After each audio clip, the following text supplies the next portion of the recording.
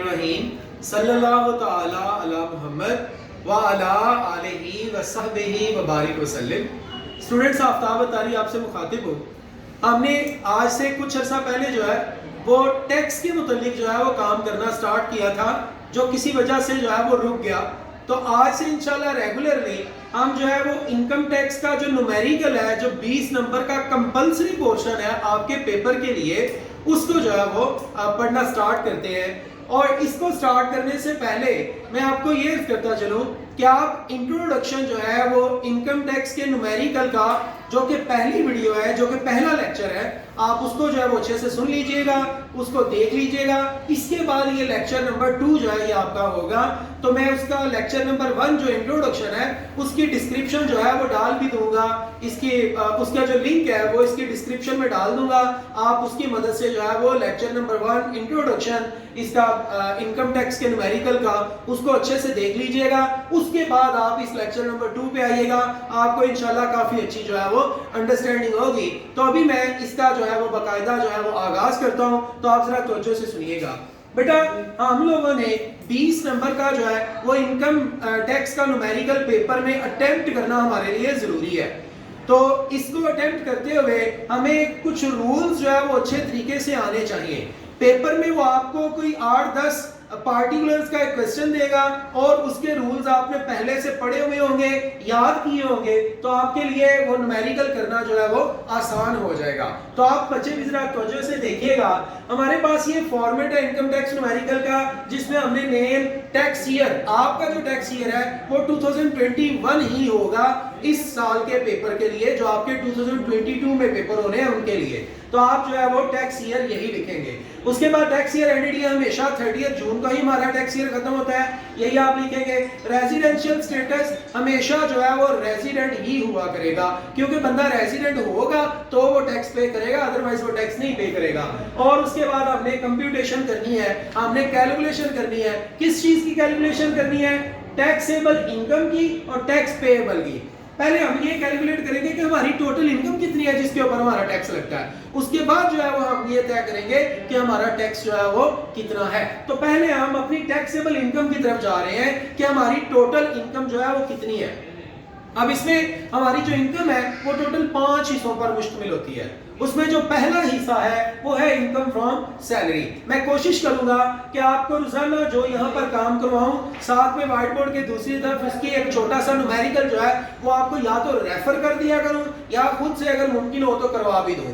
Up to time ये हमारा depend करेगा कि क्या होता है। बहरहाल इनकम फ्रॉम सैलरी सेक्शन 12 ये हमारी आमदनी का जो है वो पहला पोर्शन है। इनकम फ्रॉम सैलरी में सबसे पहले हम लेंगे बेसिक सैलरी को। बेसिक सैलरी क्या होती है भाई? आपको एक साल के दौरान टोटल कितने पैसे जो है वो आपके अदारे से, आपके एम्प्लॉयर से मिले, वो बेसिक सैलरी है। वो बेसिक सैलरी की जगह एक और लफ्ज भी क्वेश्चन के अंदर यूज कर सकता है, MTS, मिनिमम टाइम स्केल। यानी मिनिमम टाइम स्केल का मतलब क्या होगा भाई? मिनिमम टाइम स्केल का मतलब वो साथ में कुछ इस तरह लिखेगा भी, वो भी जरा देखिएगा। 30,000, साथ में जनाब 2,000 और साथ में 50,000, इस तरह से वो लिखेगा। MTS के साथ में ये ब्रैकेट जरूर देगा। सर इसका मतलब क्या है? सुनिएगा। ये जो 30,000 है ये है मिनिमम टाइम स्केल। कहता है आपकी कम से कम सैलरी कितनी है? 30,000। हर साल 2,000 का इंक्रीज होगा और आपकी सैलरी जब 50,000 होगी तो ये मैक्सिमम होगी, इससे ज्यादा आपको सैलरी नहीं मिलेगी। ये जनाब मैक्सिमम टाइम स्केल है, ये मिनिमम टाइम स्केल है। अगर सवाल के अंदर वो बेसिक सैलरी ना दे तो हम मिनिमम टाइम स्केल को उठाएंगे और मिनिमम टाइम स्केल को उठा के 12 से ज़रब देंगे तो हमारी जो बेसिक सैलरी निकल आएगी उसको हम जो है वो टैक्सेबल बनाएंगे। ये हमारा फुली टैक्सेबल होता है, इसके ऊपर मुकम्मल टैक्स होता है। उसके बाद मेरे भैया अगर उसने बेसिक सैलरी आपको दी हुई और वो उसने पूरे साल की ना दी हुई, पर मंथ दी हुई, तो उसको भी आप 12 से मल्टीप्लाई करके तो आप टैक्सेबल बनाएंगे। हमने पूरे साल की सैलरी लेनी है, ये ज़हन में रखिएगा। और अगर मिनिमम टाइम स्केल लेना है तो वो भी पूरे साल का लेना है। उसके बाद मेरे भाई दूसरे नंबर पे बोनस है। बोनस क्या है जी? बोनस जो है वो जनाब आपको साल के दौरान अच्छा काम करने पर वो कोई टारगेट अचीव करने पर जो पैसे मिलते हैं वो आपका बोनस है, वो भी आपका फुली टैक्सेबल होता है, उसके ऊपर टैक्स लगता है। कितना टैक्स लगता है ये अभी बात नहीं हो रही, क्योंकि अभी हम जो कैलकुलेशन कर रहे हैं वो टैक्सेबल इनकम की कर रहे हैं कि टोटल आमदनी कितनी है जिसके ऊपर टैक्स लगना है। उसके बाद फिर भैया बेसिक्स आपकी इनकम फ्रॉम सैलरी का ही नेक्स्ट पोर्शन है कमीशन। आपने कोई एक्स्ट्रा काम परफॉर्म किया है, उसके ऊपर आपको कमीशन मिला है, तो वो भी आपका इनकम फ्रॉम सैलरी में आता है, वो भी फुली टैक्सेबल है। डियरनेस अलाउंस, महंगाई के खिलाफ जो आपको अलाउंस मिलता है वो आपका डियरनेस अलाउंस है, ये भी जनाब आपका फुली टैक्सेबल होता है। ओवरसीज अलाउंस, आपको काम करने का बाहर मौका मिल रहा है तो आपका एम्प्लॉयर आपको सैलरी के अलावा कुछ एक्स्ट्रा पैसे जो है वो देता है, क्योंकि आप घर बार से दूर बाहर काम कर रहे हैं किसी और मुल्क के अंदर, तो वो जो पैसे मिलते हैं वो भी आपका फुली जनाब टैक्सेबल होता है। उसके बाद है cost of living allowance. Cost of living allowance कहते हैं रहाइश के बेसिक अखराजात, ठीक है ना, वो एक लीव वो है LEAVE, ठीक है ना, वो छुट्टी वाला है, ये LIVING है, ठीक है जी, ये लिविंग है रहने का, बेसिक रहने के अखराजात जो आपको कोई थोड़े बहुत आपकी सैलरी के अंदर ऐड होके मिले तो वो भी आपका फुली जो है वो टैक्सेबल होता है। ये आपकी वो चीजें हैं जो आपकी फुली टैक्सेबल है, विदाउट अगर मगर के, विदाउट कैलकुलेशन के, आप उसको जो है वो टोटल करके तो यहाँ पर लिख सकते हैं, ये आपका फुली टैक्सेबल है। अब जो अगली बात है वो है जनाब अकोमोडेशन। ये अकोमोडेशन क्या है? अकोमोडेशन कहते हैं रहाइश को। इससे मुतालिक 2-3 हमारे पास केसेस हैं, तो हमने 2-3 केसेस को अच्छे से जो है वो अंडरस्टैंड करना है। सो आप जो है बहुत तवज्जो से देखिएगा। अकोमोडेशन कहते हैं रहाइश को, रहाइश का आपका खर्चा। भाई मैं आपको यहाँ एक सुनहरा असूल दे देता हूँ, अलाउंस सारे के सारे टैक्सेबल होते हैं। आपके सामने जब भी अलाउंस लफ्ज आ जाएगा ना तो टैक्सेबल होगा, मास वाए स्पेशल अलाउंस के और मेडिकल अलाउंस के। स्पेशल अलाउंस और मेडिकल अलाउंस, इनके अलावा जब भी आपको लफ्ज मिला लिखा हुआ मिले ना अलाउंस, तो आप उसकी रकम को कहाँ लिखेंगे? टैक्सेबल कॉलम की अमाउंट में। ये वाली जो अमाउंट कॉलम है ये टैक्सेबल अमाउंट का कॉलम है। तो हम जनाब अकोमोडेशन अलाउंस को यहाँ पर लिख देंगे कि ये हमारा इसके ऊपर टैक्स लगना है, क्योंकि मैंने 2 अलाउंस बोले हैं। मैंने बोला है मेडिकल अलाउंस और कौन से वाला? Special allowance. मेडिकल अलाउंस और स्पेशल अलाउंस के अलावा जितने भी अलाउंसेस हैं वो सारे के सारे क्या होंगे? टैक्सेबल। तो अकोमोडेशन अलाउंस टैक्सेबल है। क्या मतलब सर अकोमोडेशन अलाउंस का? भाई आपको सैलरी मिलती है तो सैलरी के अंदर आपको घर के कुछ पैसे मिलते हैं कि जनाब आप अपना घर खुद अरेंज कर लीजिएगा, ये मिलते भी हैं। आप अच्छे इदारों में काम करें, गवर्नमेंट के एम्प्लॉई हैं आप या अच्छे इदारों में काम कर रहे हैं, बेशक प्राइवेट है, आपको आपकी सैलरी मिलती है 20,000 25,000, तो साथ में ऐड किया होता है कि जनाब हम आपको 3500 रुपया हर महीने जो है वो देंगे। किस चीज का? हम जनाब आपको देंगे इसका अकोमोडेशन अलाउंस का। तो अकोमोडेशन अलाउंस है ये हम लिखेंगे यहाँ पर, फुली टैक्सेबल है। दूसरे नंबर पे जो हमारा क्वेश्चन है ये जरा स्टॉप कीजिएगा बेटा। हमने क्या किया? अकोमोडेशन अलाउंस हमारा फुली जो है वो टैक्सेबल है। उसके बाद दूसरी बात है अकोमोडेशन फैसिलिटी।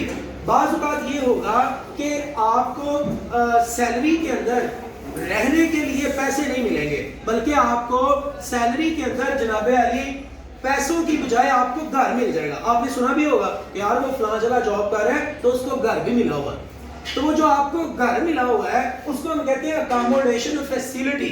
अकोमोडेशन फैसिलिटी की सूरत में हम जनाब जो है वो इसको किस तरह से ट्रीट करेंगे वो देखिएगा।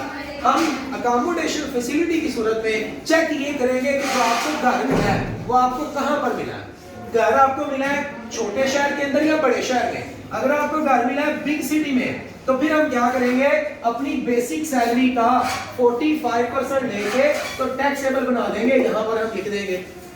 और अगर हमें घर मिला है छोटे शहर के अंदर तो हम अपनी बेसिक सैलरी का 30% लेके तो टैक्सेबल कर देंगे।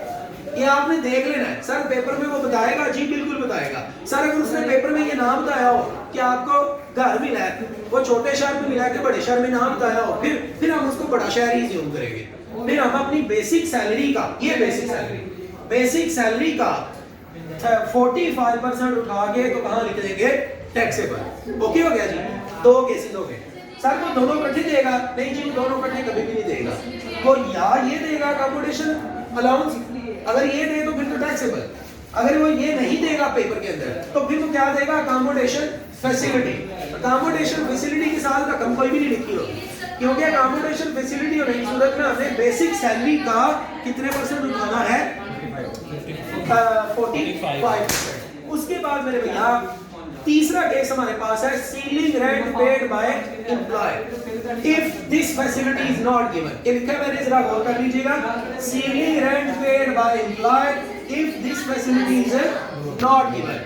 जनाब हमने सीलिंग रेंट पे किया। ये सीलिंग रेंट क्या होता है? सीलिंग रेंट कहते हैं छत को, है ना, छत का किराया। छत के किराए से मुराद है कि आपको जनाब मालिक अगर ये घर ना देता, अकोमोडेशन फैसिलिटी अगर ना देता, तो उसने क्या देना था? घर देना था, वो सॉरी किराया देना था। अगर वो आपको अकोमोडेशन फैसिलिटी ना देता, घर ना देता, तो उसने आपको घर का किराया देना था। तो उस सूरत में क्या होगा? ये तीसरा केस है, मैं इसको जरा दोबारा एक्सप्लेन करना चाहूंगा, तो से सुनिएगा। Ceiling rent paid by employer if this facility is not given. कहता है मालिक ने दिया तो आपको घर ही है, मालिक ने दिया तो आपको घर ही है, लेकिन अगर घर ना मिलता तो मालिक ने आपको क्या देना था? मालिक ने आपको देना था रेंट। दिया घर है, अगर घर ना मिलता तो रेंट मिलना था। उस सूरत में क्या होगा जनाब? हमने वो जो अमाउंट ऑफ सीलिंग रेंट है वो वाली अमाउंट लिख लेनी है यहाँ पे।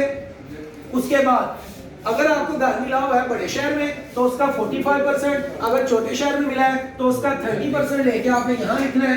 इन दोनों में से मैंने लिखा है विच एवर इज हायर, इन दोनों रकमों में से जो ज्यादा रकम होगी उसके ऊपर क्या लगेगा? टैक्स लगेगा। 3 केसेस हमने अकोमोडेशन के जो है वो पढ़े हैं। ये हमारा आज का जो है वो काम था। अकोमोडेशन में अगर अलाउंस मिला तो फुली टैक्सेबल, अगर जो है वो आपको घर मिले तो आप चेक करेंगे घर किस शहर में मिला है, उस हवाले से उतने % लेके टैक्सेबल। और अगर मालिक आपको कहे कि मैंने आपको दिया तो घर है, लेकिन अगर घर ना देता तो किराया देना था, उस सूरत में हमने देखना है कि अमाउंट किराए की लिखनी है और साथ में 30 या 45% लिखना है बेसिक सैलरी का, और दोनों में से जो कम ज्यादा होगा उसके ऊपर हम क्या लेंगे? टैक्स लेंगे। इंशाल्लाह फर्दर लेक्चर जो है वो इसी तरह हम अपलोड करते रहेंगे। आप इसको देखते रहिए, आफ्ताब अतारी ऑफिशियल के साथ जुड़े रहे। Thank you so much.